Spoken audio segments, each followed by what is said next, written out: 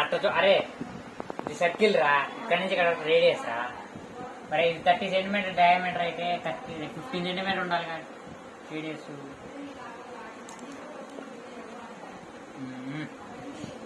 3 centimetre తగ్గిందిరా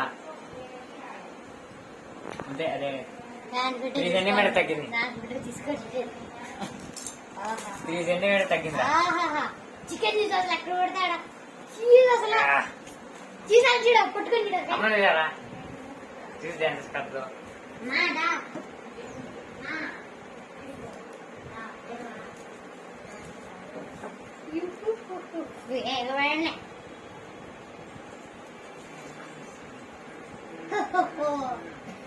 రద్దగా ఉందా? ఇదిగో అడిగామా మేము లెక్కేసాం చూసాం. పెద్దవాడికి వచ్చిన ప్రైజ్ మనీ 12 సెంటీమీటర్లు ఉంది.